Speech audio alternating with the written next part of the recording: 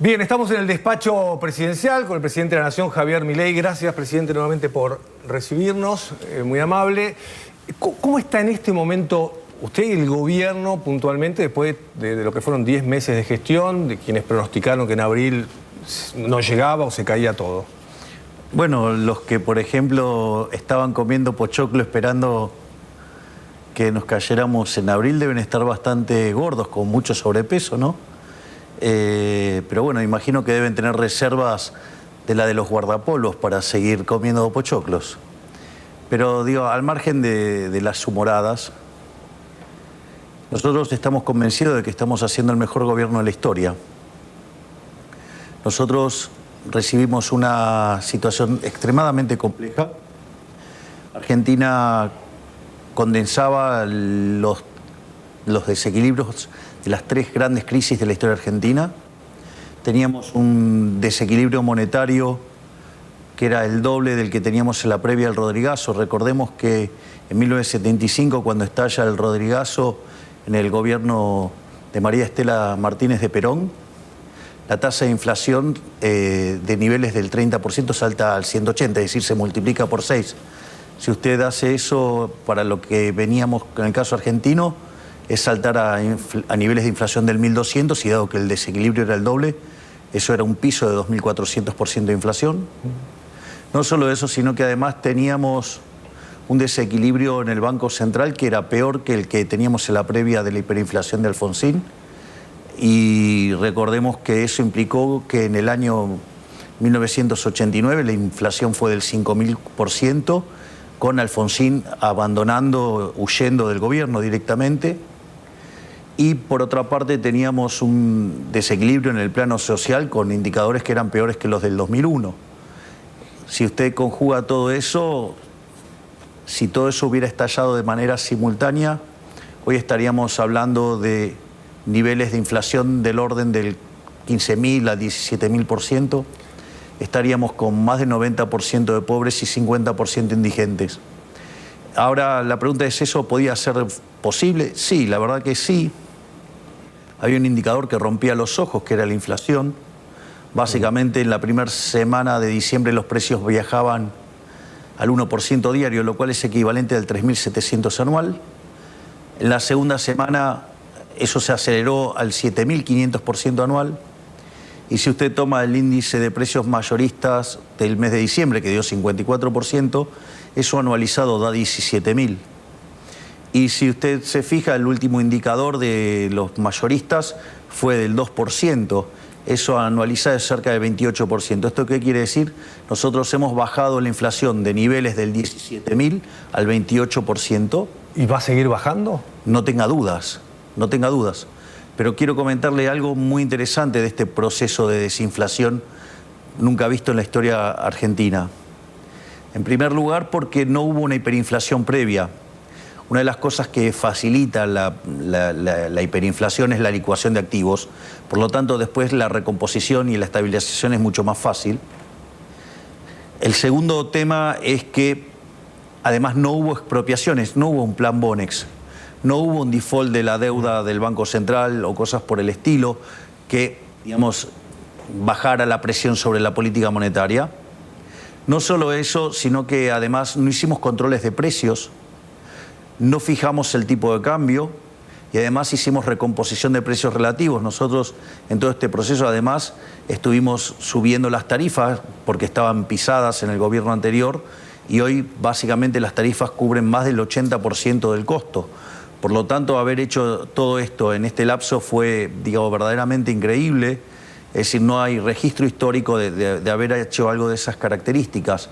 Por lo tanto, en materia inflacionaria, que fue uno de los elementos por los cuales la gente nos votó, digamos, estamos cumpliendo a rajatabla. Te digo más, la inflación minorista en el 3,5%, si uno toma que la inflación inducida del programa, que tiene que ver con la devaluación, digo, lo que se llama el crawling peg, y lo que tiene que ver con la inflación internacional, la inflación estaría viajando a aproximadamente al 1% mensual, que es la inflación pura del programa. Eso es el 13% anual, es decir, con lo cual de acá para adelante la inflación va a seguir bajando. En el último mes se ha manifestado deflación en productos importados y también se está viendo en las últimas semanas deflación en alimentos. Además, si vos tomás en términos de canasta básica, la inflación del último mes fue del 1,7%. Esto es muy importante porque pega muy fuerte sobre lo que se llama la línea de indigencia y la línea de pobreza. 18 el año que viene podría ser la inflación del 2025. Nosotros no hablamos de proyecciones, o sea, las podés hacer básicamente como un escenario para tener un orden de magnitudes, pero en principio a mí no me gusta hablar de proyecciones. Digamos, la economía es la ciencia de la acción humana, por lo tanto, si yo te digo, ¿qué vas a estar consumiendo vos de acá a 15 días? No lo sabés. Bueno, imagínate si tengo que hacer la proyección para 47 millones de argentinos a lo largo de todo un año. Es una quimera. Vos podés tener idea de cómo... Nosotros básicamente lo que trabajamos es con hipótesis de escenario y en función de eso nos vamos moviendo. Las proyecciones y esas cosas se las dejo para los que se dedican a hacer ese tipo de cosas. Pero entonces, si vos te fijás, en el plano monetario la inflación verdaderamente está bajando mucho. La inflación del programa se está limpiando, que es un tema muy importante que lo resalto todo el tiempo, que es la diferencia entre la inflación observada y la inflación, digamos, inducida por la devaluación y la inflación internacional, porque cuando esa inflación sea cero, quiere decir que el sobrante monetario de la economía desaparece. En ese mismo contexto lo que vos vas a ver es que la base monetaria en el formato tradicional se va a parecer a la base monetaria amplia, es decir, van a desaparecer las LEF y las LECAPs, todos esos elementos que hoy están dentro del balance de los bancos y que son deuda, digamos, con el Tesoro Nacional, y al mismo tiempo van a desaparecer también otros problemas de stocks que tenemos en el balance del Banco Central. Por lo tanto, se termina el sobrante de dinero en la economía y eso permite que vos abras el cepo aún sin tener dólares, porque no hay pesos para que te ataquen. Es más, te digo más... Es una pregunta recurrente. ¿Y cuándo sale el cepo? ¿Y cuándo sale el cepo? A ver, el cepo nosotros lo vamos a abrir. Digamos, yo soy liberal libertario.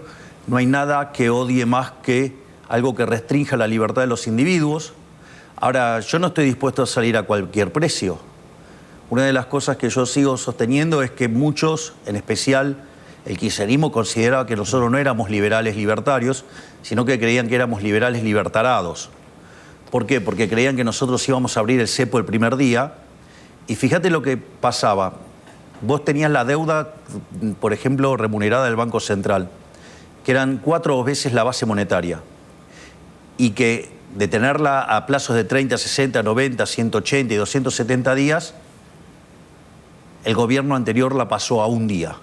Es decir, que nos podrían haber ejecutado, digamos, esas operaciones y en un día quintuplicarnos la base monetaria. ¿Te imaginas el desastre inflacionario que hubiera sido eso?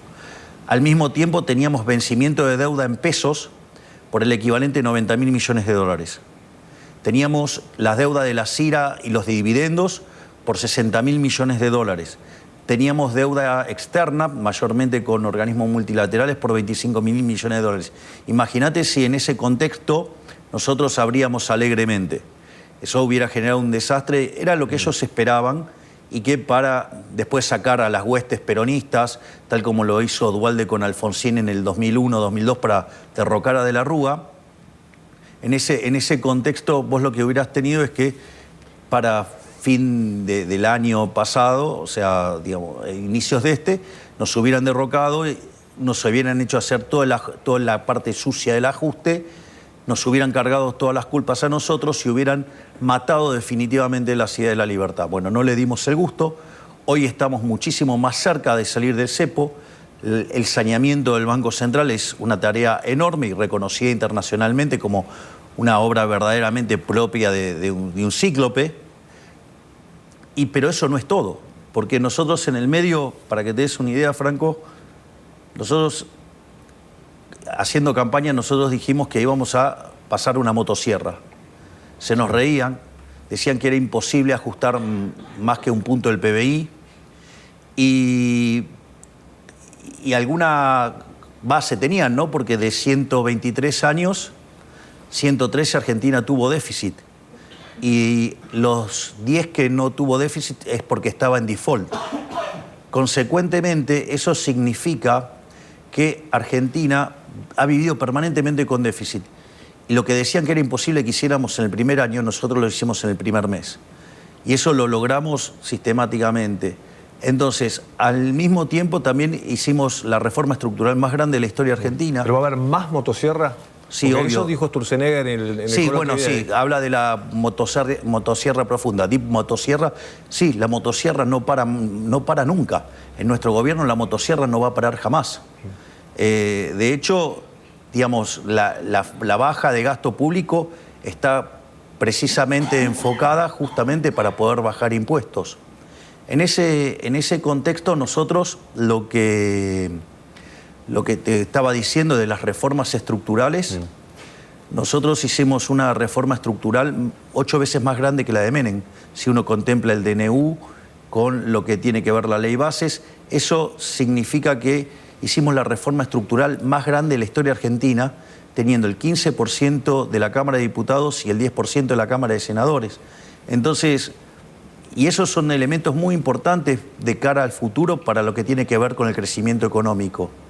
Fíjate esto, por un lado tenés factores que hacen a la recuperación cíclica. De hecho, viene subiendo sistemáticamente la utilización de la capacidad instalada.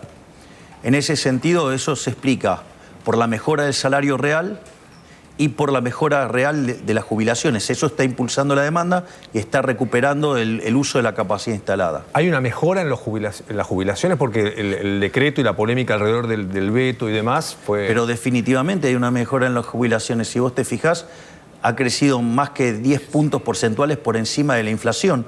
Y si vos lo tomás en términos de lo que hace a medirlas en dólares, se triplicaron. Sí, porque el anterior gobierno nacional y popular que tanto quería la gente dejó unas jubilaciones de $80. Pero también suben los precios. ¿Cómo, está bien, pero digamos los precios que consumen, digamos, los grupos más vulnerables, o sea, crecieron mucho menos que la inflación. Porque de hecho todos los precios relativos respecto a la inflación, salvo lo de las tarifas, son los que menos subieron. De hecho, alimentos lo hizo muy por debajo de lo que es el caso de el propio índice de precios. Entonces, a lo que voy es, y no solo eso, porque esto es muy importante, porque salió el dato de pobreza, y el dato de pobreza está concentrado en el semestre. Y eso hay, por ejemplo, en el Ministerio de Capital Humano se hizo la desagregación por trimestre. Entonces lo que vos ves es que en el primer trimestre la pobreza salta a niveles del 56% y después en el segundo trimestre cae a niveles del 51%.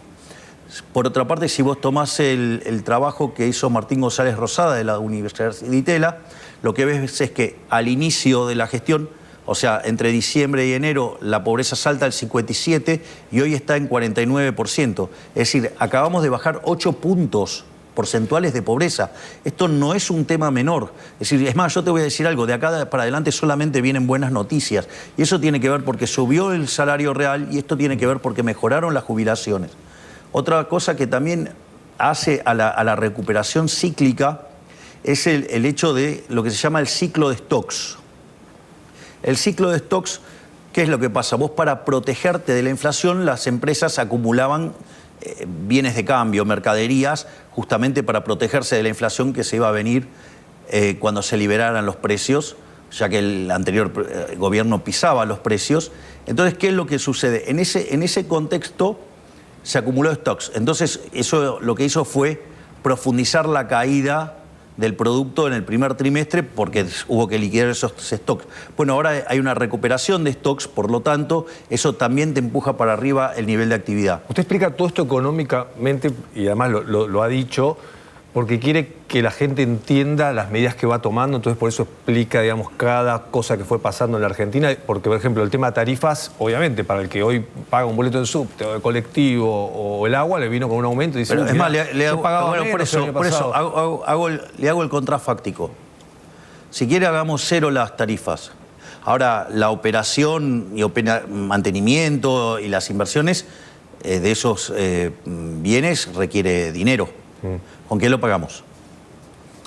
¿Con qué lo pagamos? Usted me dice. Con inflación, sí. Que es lo que ¿Lo quiere pagar haciendo con emisión monetaria? Bueno, sí, digamos, eso es pagarlo con inflación. Sí. En el fondo, cómo funcionaba. Por un lado, lo que me daba por el equivalente de 1 peso, me lo sacaba por otro lado 2 pesos en impuesto inflacionario. ¿Pero cree que la opinión pública lo entiende eso? Que cuando paga más el colectivo, paga más el gas y la luz, dice, es así porque pero, Franco, si no de otra manera es 200% de inflación, Franco, como el año pasado. Franco, vamos por partes. Primero, no hay ningún impuesto más regresivo que el impuesto inflacionario. Es un impuesto que le pega con mayor violencia, entre 25 y 30 veces más fuerte a los que más nos tienen, a los más vulnerables.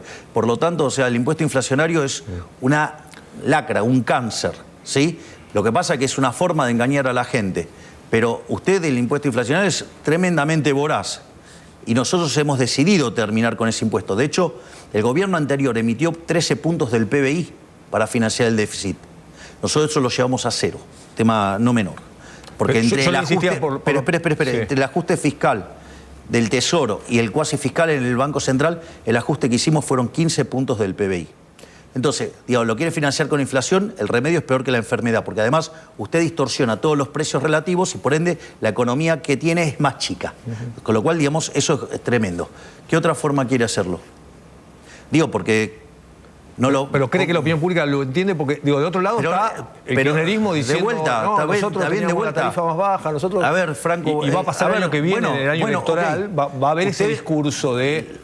Ok, digamos, yo no puedo hacer política económica y política, digamos, mirando la opinión pública.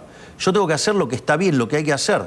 Es decir, por esa forma de mirar la opinión pública, de si las encuestas dicen o si la gente dice o lo que fuera, ¿cuál es el problema? El problema es que por hacer eso llevamos 123 o 124 años de decadencia. Argentina entró al siglo XX siendo uno de los 3 países más ricos del mundo. Hoy está en la mitad de la tabla. ¿Usted qué cree? ¿Que eso es gratis? Argentina era una tierra de oportunidades. Hoy Argentina tiene el 50% de la gente pobre. Tiene, digamos, 2 de cada 3 chicos pobres. Es decir, si quiere seguimos haciendo lo mismo, vamos a estar cada vez peor. Nosotros estamos proponiendo otra cosa. Por ejemplo, yo le contaba las reformas de la Ley Bases y el DNU 7023. Bueno, ese conjunto de reformas estructurales significa que Argentina levanta 90 puestos en libertad económica. Es decir, Argentina empieza a tener instituciones que son parecidas a las de Alemania, a la de Francia, a la de Italia. ¿Eso qué quiere decir? Que Argentina entra en un sendero que, por ejemplo, podría estar duplicando el PBI per cápita en los próximos 10 años. Y eso sería una ganancia de bienestar para todos los argentinos y además sería un tremendo impulso para bajar muy fuertemente la pobreza. Pero no solamente hicimos eso, porque hay otras cosas más también positivas. Por ejemplo, el hecho de terminar con la inflación, al terminar con la distorsión de precios que significa la inflación, los recursos en la economía se asignan de modo más eficiente. Por lo tanto, eso también facilita el crecimiento económico. No solo eso, sino que además, porque esto es muy interesante, el hecho de que nosotros hayamos conseguido el equilibrio fiscal y hemos bajado el riesgo país de 3.000 a 1.100, bueno, esto no es trivial. Primero porque si usted tiene un riesgo país de 3.000, el PBI en Argentina serían 400.000 millones de dólares. Con el riesgo país abajo de 1.100 está por lo menos en 600.000 millones de dólares. Es decir, esa política, digamos, irresponsable de hacer déficit fiscal, de gastar irresponsablemente, nos hace perder 1/3 de PBI, si usted quiere. O nosotros le hicimos ganar a los argentinos un 50% de PBI adicional. Digo, eso como una forma de expresarlo. Pero esto también es interesante porque la baja de la tasa de interés es porque baja el riesgo país. Usted baja el riesgo país, baja la tasa de interés, eso permite que usted acumule más capital. Cuando usted acumula más capital, la productividad del trabajo es más alta. Consecuentemente se puede pagar mayores salarios y por ende la pobreza y la indigencia caen. Entonces, esta es la forma en la cual un país sale, un país se vuelve un país civilizado. Esto ya lo hicimos nosotros, ¿eh? Lo hicimos en 1860 y de ser un país de bárbaro, en 35 años nos convertimos en una de las 3 potencias mundiales. Entonces digo, ¿se puede hacer? Sí. ¿Quiere tomar ejemplos más cercanos en la historia? Tome Irlanda. Irlanda era el país más miserable de Europa. En 40 años, ¿usted sabe cuánto es el PBI per cápita de Estados Unidos? No. $70.000. ¿Sabe cuánto es el de Irlanda? No. ¿Arriesga? ¿Más? ¿Es mayor? $105.000. O sea, es 50% más grande que el de Estados Unidos. ¿Ve que se puede hacer? Y ahora, esta fue una semana muy buena en lo económico, ¿no? Usted lo contó recién, bajó el dólar, baja el riesgo país. Ahora, en la calle hubo ruido, ¿no? Tuvo el tema de los estudiantes, hubo situaciones además violentas, hubo situaciones de escrache, ¿no? De piña, de trompada en algunas universidades. ¿Cómo llega? ¿Es política eso o qué cree de los estudiantes, ¿no? ¿Lo siguen apoyando a usted o lo que está pasando es muy interesante el tema de los estudiantes. Es un tema, digamos, porque justamente las universidades es lo que se considera en Argentina una vaca sagrada. De hecho, los políticos perversamente utilizan estas causas nobles para esconder el robo. Lo mismo hicieron también con los planes sociales. Se escondían detrás de los planes sociales de las personas vulnerables para robar. Entonces, fíjese, esto porque es muy interesante, porque cuando esta discusión arrancó, el apoyo a las universidades como institución era 90-10. Hoy ese número es 50-40. La imagen de las universidades cayeron cerca de 30 puntos.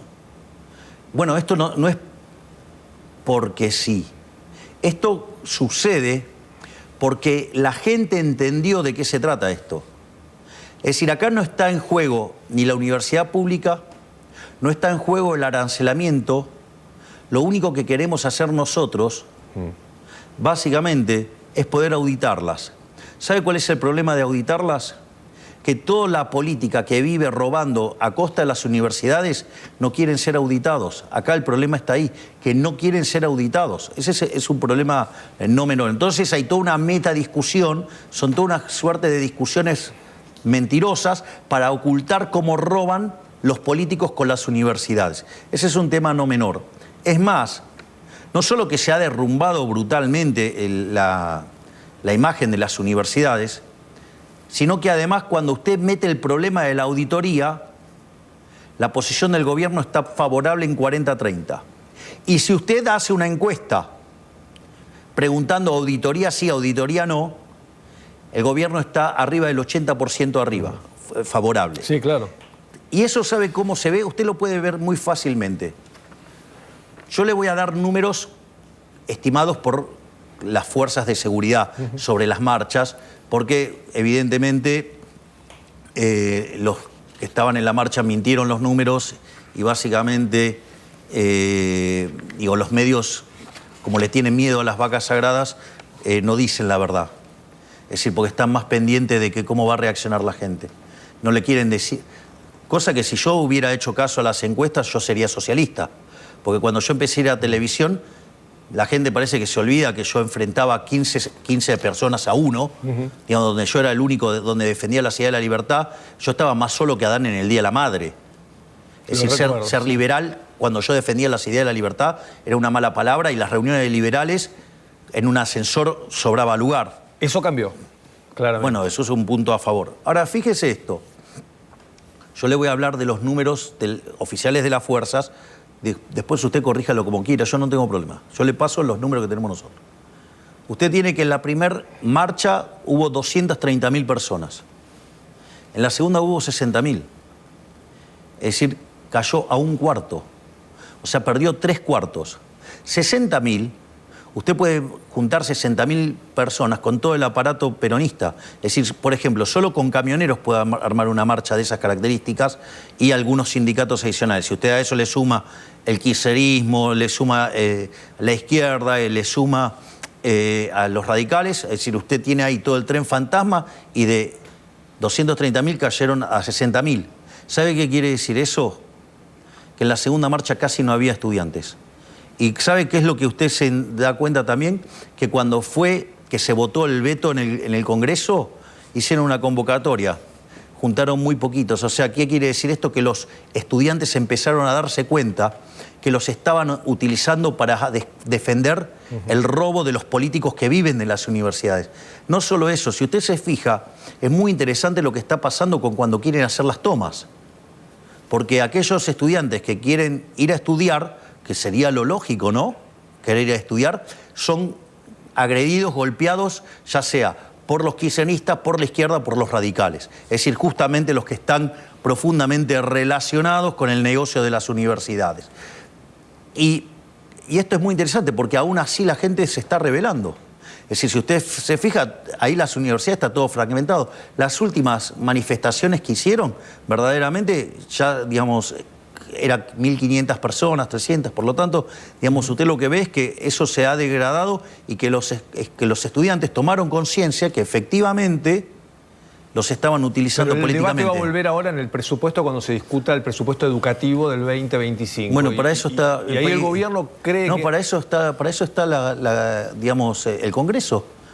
Mire, yo mandé una ley que es déficit cero. Usted si quiere aumentar una partida, tiene que bajar otra. Ya está, mire qué fácil. O sea, si quiere más presupuesto para educación... Que se lo saquen a otro. Que lo determinen los políticos.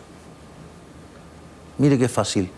Pero el déficit cero no se negocia. ¿Se sintió acompañado con el veto cuando tuvo que vetar a los jubilados y hubo 87 diputados, ahora cuando tuvo que vetar el tema del financiamiento educativo? Y obviamente, y he manifestado mi agradecimiento a todos los diputados que no son de La Libertad Avanza que acompañaron.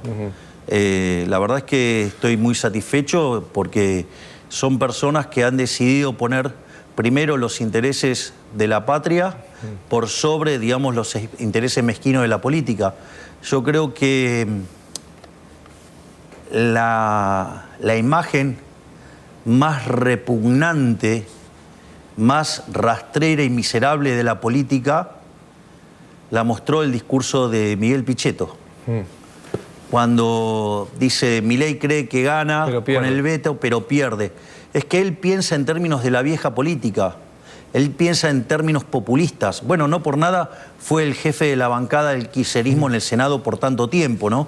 Es decir, él piensa en términos populistas, piensa en la toma de decisiones mirando las encuestas. Es decir, tiene mucho de populista y de estadista nada. Y esto es muy importante. ¿Por qué?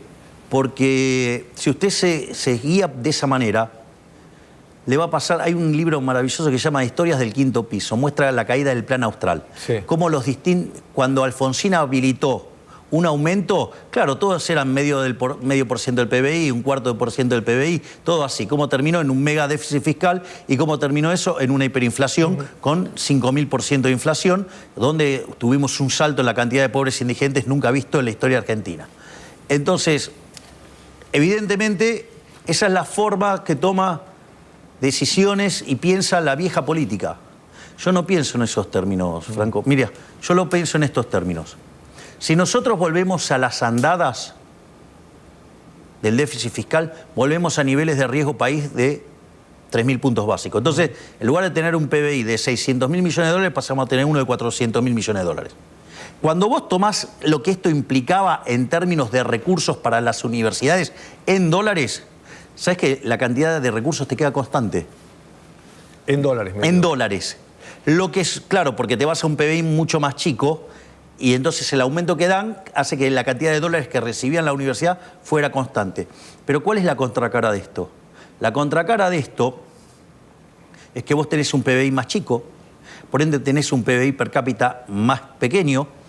Y una de las cosas que nosotros descubrimos en este estudio que hicimos con el equipo de Federico Sturzenegger es que esa caída que vos observás, 1/3 es por menor actividad, pero 2/3 es porque te salta el tipo de cambio real.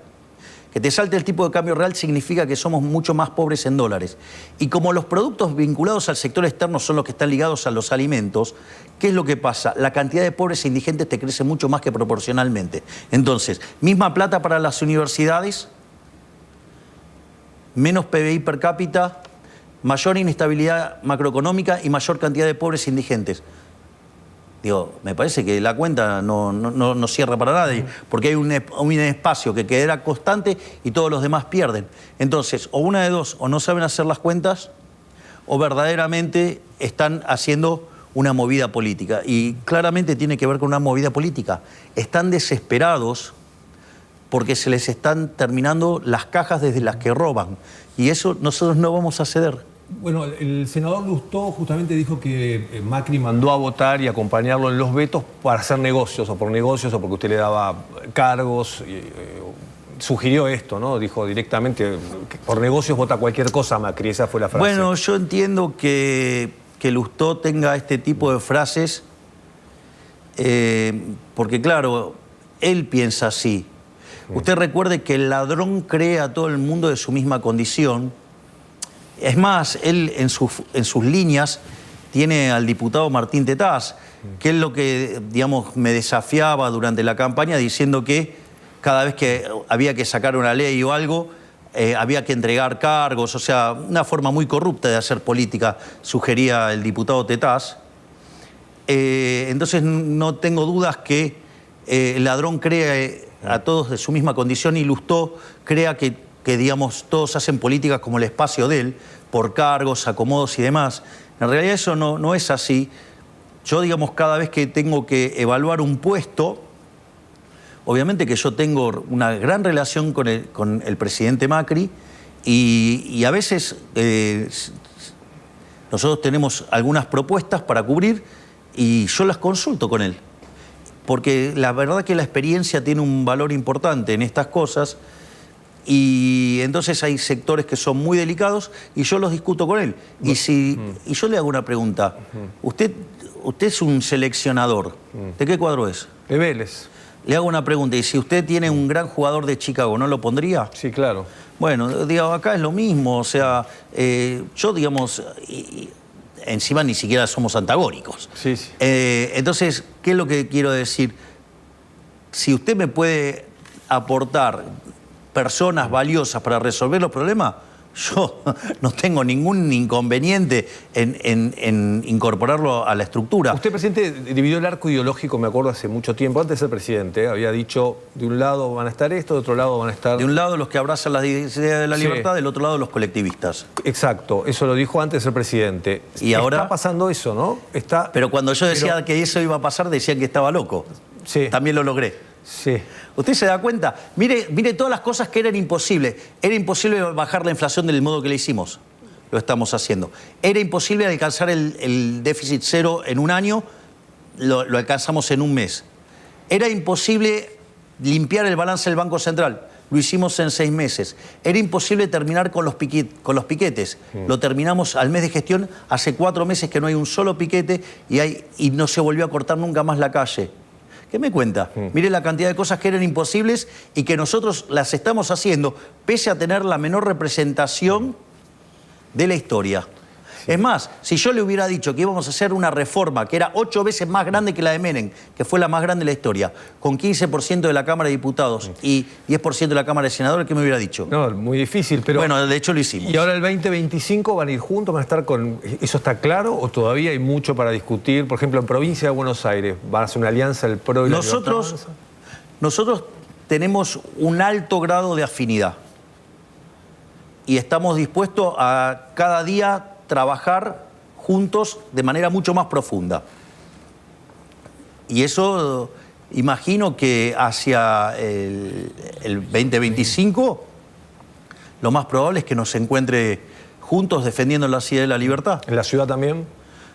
A mí mi idea es ir, digamos, llegar a una confluencia total en todo el país. Y está trabajando Karina Milei en el armado del partido en todo el país. Exactamente, ya tenemos partido. Sí. Algo que también decían que era imposible. Sí, cierto. Y, bueno, usted se da cuenta, ¿no? ¿Va a ser candidata? Nosotros somos un gobierno que ha corrido todos los límites de lo que se llamaba imposible. Para nosotros no hay nada imposible. Ahora le quiero preguntar qué viene, pero no quiero perderme de preguntar si Karina va a ser candidata el año que viene, si está decidido, si es una posibilidad. Mire, está en París en este momento. Sí. Está presentando Marca País. O sea, una forma de llevar los productos argentinos al mundo y mostrar la Argentina al mundo. Lo interesante es que es una decisión de ella. Yo le diría que no la veo con intenciones. O sea, creo que lo hace más por el hecho de que tengamos una estructura y no tengamos que ceder a ciertas extorsiones propias de la política. Pero eso tiene que ver con las preferencias de ella. Mire, yo le voy a decir algo. A mí cuando Spert a fines del 2018 se lanzó a la carrera electoral en New York City, recuerdo que vino nuestro prócer, el máximo prócer de la Ciudad de la Libertad en Argentina, que es Alberto Venegas Lynch, hijo, el papá de Berti. Sí. Sí, claro. Qué diputado metí ahí, la verdad. Pero mire qué interesante, Franco, porque me vino a ver Alberto y me dice, bueno, me imagino que usted no se va a meter en política, lo necesitamos en la batalla cultural. Y yo le dije, mire, profesor, voy a contestar literalmente lo que dije. Ni en pedo. Claro. Bueno. Ahí está, presidente de la Nación. Es el presidente de la Nación. Claro. Pero, por lo tanto, digamos, esas cosas son dinámicas. Podría ser candidata, lo va a decir Karina Milei. Es una cuestión de ella. Digo, te propongo que vengas otro día, vayas a la oficina de al lado y le preguntes a ella. Yo, en principio, para hacer ese tipo de pronósticos no soy muy bueno, que digamos. Y lo llevo ahora sí al tema oposición. Lo ve a Axel Kicillof como el candidato del kirchnerismo, a Cristina Kirchner, que están peleando entre ellos, están discutiendo poder. Y usted, el gobierno parece querer polarizar con Cristina. No es un problema para mí, es un problema de la oposición. Es un problema de la oposición. Ahora, digo, también hay una parte de morbo y que me encantaría meterle el último clavo al cajón del kirchnerismo con Cristina adentro. Frase fuerte del presidente Javier Milei respecto a que quiere ser quien ponga, dice él, el último clavo al cajón del kirchnerismo con Cristina adentro, dice el presidente de la Nación. Quedan algunos aspectos relevantes. Lo que vamos a ver ahora es, bueno, un momento de tensión, uno de los capítulos que tiene que ver con los medios de comunicación. Para Milei, el 85% de los medios, de los periodistas mienten. Él está enojado con ese 85% y, bueno, fíjate que es un momento de mucha tensión porque además habla de nosotros, de TN puntualmente, y de un compañero nuestro como es Marcelo Bonelli. Así que se da un momento de mucha tensión por el tema medios de comunicación. Mirá. Voy a mantener las universidades públicas no aranceladas y dicen todo lo contrario. O mire todas las cosas que dijeron en la campaña negativa.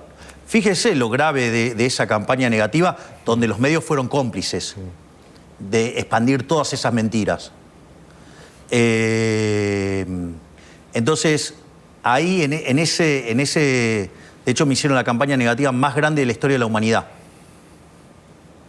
Eso para tener claro, y que hubo fuerte complicidad en los medios y en los periodistas mintiendo abiertamente por dinero en contra de una persona. Metiéndose con mi familia, con mis perros, con todos. O sea, solo para... Eso pasó, pero no pasó en No. Pasó, pero el lomo que se lo bancó fue el mío. No, y sigue pasando, porque bueno, hay situaciones, entonces, pero digo, también hay un rol del periodismo que es muy bueno, no todo es lo mismo. No, solamente es el 85% el que miente todo el tiempo. Entonces, lo que digo es, la verdad que lo que digan ya, digamos, me tiene sin cuidado, si el 85% de lo que dicen es mentira. Así que digo, ¿cuál es el problema?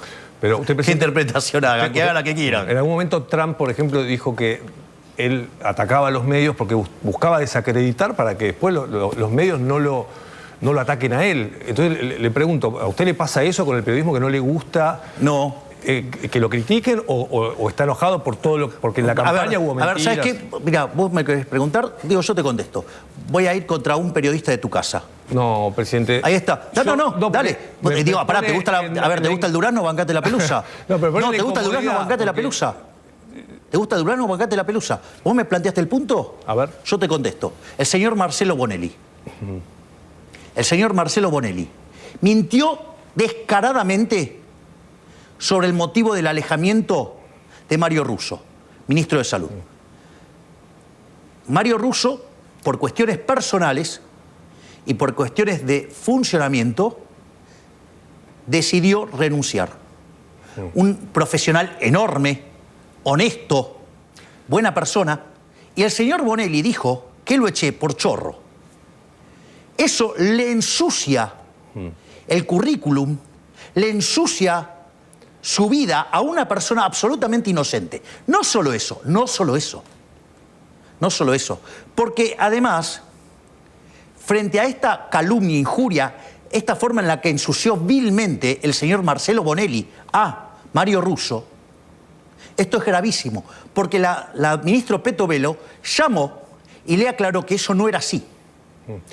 No, porque esto es gravísimo. Sí, ahora le quiero Entonces, decir algo. no Sí. solo que se lo aclaró, se lo explicó y se lo dijo, sino que al otro día en Radio Mitre lo repitió. Motivo por el cual la ministra Petovelo levanta ese fragmento diciendo que es Y lo mentira, llamó por y teléfono. obviamente yo me metí en eso, y después Bonelli llama, digamos, no, porque esto es más grave, y lo voy a contar todo, ¿sí? Porque esto es muchísimo más grave. Entonces llama llorando, no, pero ¿cómo el presidente me va a hacer eso? Cuando estaba mintiendo, estaba ensuciando a una persona, le estaba arruinando su vida profesional, diciendo que es chorro, lo cual es inadmisible. Igual después Franco, déjeme decir algo a mí. No, Sí. bueno, está bien, digo, a mí me importa nada. Lo sé, pero... A ver, lo que voy a igual decir es yo lo sí quiero siguiente. decirle algo, sí. No solo eso, porque cuando ya, digamos, Bonelli llama llorando, ¿sí? Como han pasado otros por acá, periodista de la casa también llorando después de haber mentido abiertamente sobre la campaña. Entonces, en ese contexto, lo que le dice, no, a mí me lo dijo una alta fuente. Entonces, ¿cómo alta fuente? No, bueno, la alta fuente número 1 no, porque el presidente no me contesta el teléfono. Entonces, ¿quién te lo dijo? Entonces le dice que se lo dijo Santiago Caputo. A mí me resultó raro porque yo tengo claro que Santiago Caputo no habla con Bonelli. Entonces yo lo llamo a Santiago Caputo y valido con él. No, efectivamente no habla con Bonelli. Entonces, vos te das cuenta de lo grave. Ensució a una persona y además me metió ruido adentro del... Porque si Sandra Petovelo no me lo comenta y yo no voy a chequear y a buscar la información... Ya dijo todo usted, presidente. Déjeme decir dos cosas. No, tengo un montón de cosas más para decir de los medios. Pero quiero decir dos cosas yo ahora. Una es, primero, Marcelo Bonelli tiene una gran trayectoria y como cualquier periodista puede cometer errores. ¿A usted le parece eso? ¿Le parece un error? ¿Eso le parece un error menor? Para no debatir con ¿A usted le parece un error menor mentir abiertamente, ensuciar, calumniar, injuriar a una persona? ¿A usted le parece razonable que hay periodistas que extorsionan a personas? Permítame decir esto y lo cierro acá. Estamos muchas horas al aire y muchas veces cometemos errores como cualquier persona. Te lo tomo, Franco. No sé el caso puntual porque no es mi tema y no me corresponde a mí. ¿Sabes lo que es? ¿Sabes lo que pasa con el error? Yo te voy a decir algo. El error, por definición, tiene media cero. Es lo que se conoce como ruido blanco. O sea, un día te equivocás de un lado y otro día te equivocás del otro. Una de las cosas que yo hago es traquearlos a ustedes. Yo los traqueo.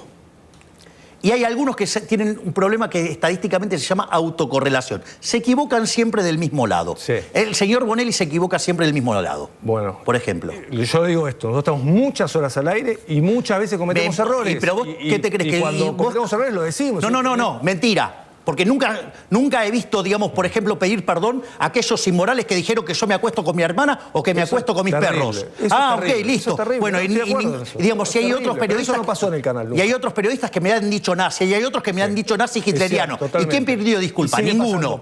¿Sabes el único que me pidió perdón? ¿Sabes quién es el único que me pidió perdón? ¿Quién? Pablo Dugan.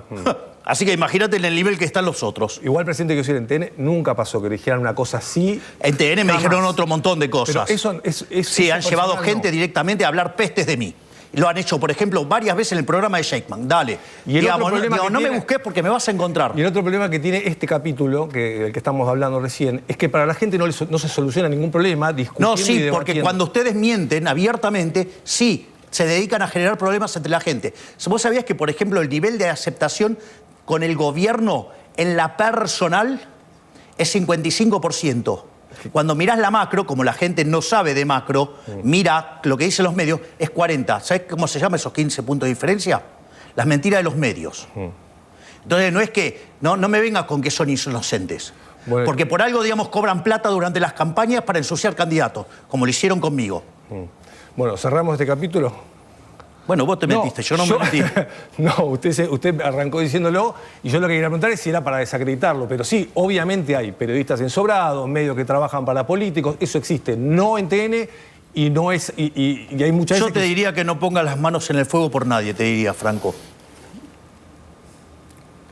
Ni por los que trabajan en tu medio ni en otro. Qué momento, ¿no? ¿Querés ponerlo de nuevo al final? Ponerlo, si no se escuchó, ponerlo de nuevo al aire. Tenso, ¿no? Tenso momento con el presidente de la Nación, hablando del tema medios de comunicación, porque para el presidente el 85% de los periodistas y los medios son enemigos. Bueno, tenso momento, pero vamos a esta tercera parte que, bueno, tiene que ver con algunas situaciones importantes, porque Milei habla de la AFA, porque Milei habla de la vicepresidenta, de Victoria Villarruel. La entrevista con el presidente en el despacho, en la Casa Rosada, sigue de esta manera, mirá. Lo llevo a un tema que también es importante, que ya que estamos hablando de los medios y que tiene que ver con lo judicial y con la justicia. ¿Cómo lo ve usted el tema judicial, ¿no? Porque ustedes han presentado a dos propuestas para juez de la Corte, eso no avanzó, hay una gran cantidad de vacantes todavía en la justicia, y yo sé, presidente, que usted el tema es como que no... Yo, digamos, lo dije en la campaña y lo voy a seguir intentando, es tratar de tener una justicia absolutamente independiente. Y eso es lo que voy a tratar de hacer. O sea, ahora, si después el Senado me lo bloquea, bueno, la vida, digamos, trataré de hacer lo que puedo. Yo no me puedo meter adentro del Poder Judicial, más de las atribuciones que tengo de nombrar, digamos, como el caso, digamos, de los dos jueces que yo propuse para la Corte. Pero además hay juzgados vacantes, y eso pasó en el gobierno anterior y sigue pasando. Y bueno, digamos, yo trato de arreglar las cosas y la máquina de impedir no cede. Pero bueno, digamos, de esto se trata, así funciona la democracia, así funcionan las instituciones, y básicamente voy a seguir trabajando en tener una justicia independiente. Ahora, si usted se fija, igual hicimos un trabajo enorme en materia de judicial, porque impulsamos el juicio por jurados. No solo eso, digamos, estamos trabajando, digamos, hemos presentado una reforma del Código Procesal, una reforma del Código Penal. Entonces, hemos, digamos, sancionado, digamos, tenemos media sanción de la ley de, por ejemplo, del ADN de los violadores. No solo eso, estamos impulsando la baja de imputabilidad, estamos impulsando la ley antimafia. ¡Ey!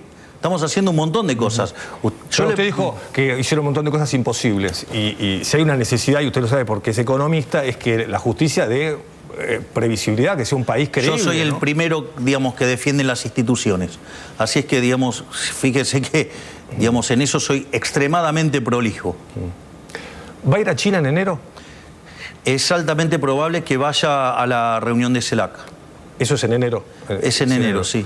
¿Pero tiene previsto una reunión bilateral con el presidente chino o eso no está todavía? Es posible, como también podría llegar a ser posible en caso de que se dé en otra instancia también. ¿Pero las relaciones con China están bien?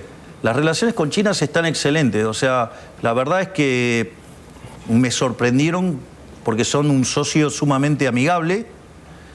Y no solo eso, sino que ellos lo único que quieren es que no los molesten. O sea, y la verdad que si lo único que quieren hacer es comercializar... Esa frase la dijo, ¿qué quiere decir que no los molesten? ¿Qué sería?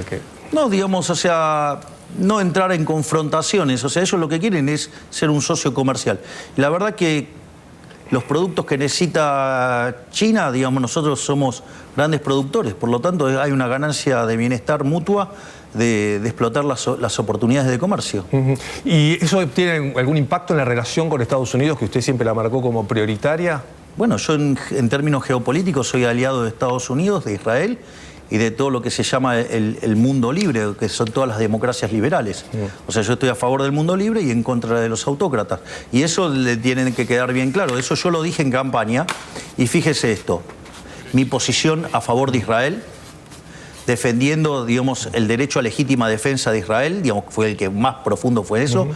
No solo eso, además lo reafirmé en la ONU, no solo eso, sino que también fui el primero en defender a Ucrania contra Rusia. Entonces, usted me va a encontrar siempre del lado correcto de la historia. Pero China igualmente es un país comunista. Bueno, está bien, digamos, pero mientras que, digamos, o sea, no se meta con otros países... Y yo se lo pregunté, pero falta tan poco, se tengo que preguntar de nuevo. 5 de noviembre votan en Estados Unidos. Presidente, ¿usted le da lo mismo que gane Trump o Kamala Harris? Yo le voy a explicar de vuelta. Cuando se lo pregunté estaba Biden, así que se lo puedo volver a preguntar. Le voy a preguntar de nuevo, le voy a decir de vuelta. A mí me eligieron para ser presidente de los argentinos. Estratégicamente yo he decidido ser aliado de Estados Unidos. Y eso es independientemente de mis preferencias, ya sea ganen los republicanos o ganen los demócratas, yo voy a seguir siendo un aliado de Estados Unidos. Clarísimo. 3 preguntas finales. Una, puntualmente el tema AFA, tema fútbol, ¿lo está siguiendo? Sí, claramente, porque me parece que es una de las batallas más importantes a dar. Primero porque Argentina es el semillero del mundo. Es decir, los mejores jugadores de fútbol del mundo salen de acá. y nosotros podríamos tener una liga local de muchísima mejor calidad si no fuera por los manejos turbios que tiene la AFA. De hecho, la Inspección General de Justicia ordenó que era inválido hacer el adelantamiento de elecciones que propuso el señor Tapia. Es decir, parecen Venezuela con Maduro, ¿no? Que adelantaron la Navidad. Bueno, adelantaron las elecciones de manera irregular. Por lo tanto, esta causa va a seguir en la justicia. Y además también debería haber una apertura mental por parte de las personas acerca de que nadie está obligado a cambiar de modelo societario. Pero si alguien lo quisiera hacer, tienen que darle la posibilidad. Es decir, ¿cuál es el problema? ¿Por qué les molesta que la gente pueda elegir? ¿Por qué vos no podés elegir la forma en la cual te vas a asociar con otros? ¿Por qué si decidís un formato societario, digamos, la AFA te va a estar persiguiendo porque no es el formato que favorece a las cosas irregulares que tiene la AFA? Cosa que además la vamos a investigar. ¿La van a investigar? No, ¿a usted qué le parece? ¿En qué sentido la van a investigar? Y vamos a ver, digamos, porque quizás tienen situaciones irregulares. ¿Eso lo va a hacer la Inspección General de Justicia? Lo hará el órgano que tiene que revisar este tipo de cuestiones. Y le pregunto también por Victoria Villarroel. ¿Qué le pareció la visita porque arrancó la entrevista hablando del Rodrigazo de María Estela Martínez de Perón y me quedé pensando qué le pareció el busto en el Senado y la foto además de su vicepresidenta? ¿Acompaña eso? Yo no lo hubiera hecho. Para mí el caso de la señora María Estela Martínez de Perón, digamos, no realza a las mujeres, sino que creo que todo lo contrario. No creo que, digamos, haya llegado a ese lugar por sus méritos, digamos, intelectuales y profesionales. Yo creo que ahí, digamos, hay un error. No solo eso, sino que además me parece que ser, digamos, un gobierno de las características del de María Estela Martínez de Perón, que derivó en el Rodrigazo, que implicó sextuplicar, digamos, la tasa de inflación, quintuplicar la cantidad de pobres, me parece que no es un modelo a seguir, y tampoco me parece razonable hacer una reivindicación de alguien que creó la AAA. Y que además durante su gobierno se firmó el decreto de aniquilamiento, cuando en realidad las Fuerzas Armadas y las Fuerzas de Seguridad venían combatiendo a la guerrilla desde el año 69 con otros instrumentos. Entonces, desde mi punto de vista, yo no lo hubiera hecho, pero de vuelta, no somos manada, digamos, ella tiene una visión de las cosas y yo no comparto. Digamos, si ella quiere poner un busto de María Estela Martínez de Perón en el Senado, bueno, es la casa de ella. En la mía no la va a encontrar seguro. Y la última pregunta tiene que ver con mirar hacia adelante. ¿Qué siente que ya hicieron? Usted describió muy bien todo lo que hicieron hasta ahora. ¿Qué falta? ¿Qué podemos pensar? Pensando en la gente en casa que está mirando, los argentinos, lo que le cuesta pagar el colectivo, llegar a fin de mes. ¿Qué falta? ¿Qué se viene? Dijo que hicieron un montón de cosas imposibles de hacer y que le hicieron en menos tiempo de lo que esperaban. ¿Qué se puede pensar o se quiere prometer para los próximos meses? Mire, yo lo único que tengo para decirle es que de acá en adelante solo va a haber buenas noticias. Usted va a ver que la inflación va a seguir bajando. Puede tener un comportamiento errático, pero va a seguir el comportamiento a la baja. Va a seguir la recuperación económica. Va a venir un proceso de fuerte crecimiento económico. Van a seguir mejorando los salarios reales. Van a seguir mejorando las jubilaciones. Va a haber cada día menos pobres y menos indigentes, y esas son las cosas que se vienen para adelante. Entiendo que a la gente le demanda tiempo para asimilarlo, pero bueno, así es como funciona. Es decir, no puedo pretender que la gente esté entrenada en mirar números, porque eso es lo que es mi profesión de base, ¿no? Presidente, gracias por habernos recibido en el despacho y en la Casa Rosada. No, por favor, un placer enorme, Franco. Muy amable. Gracias.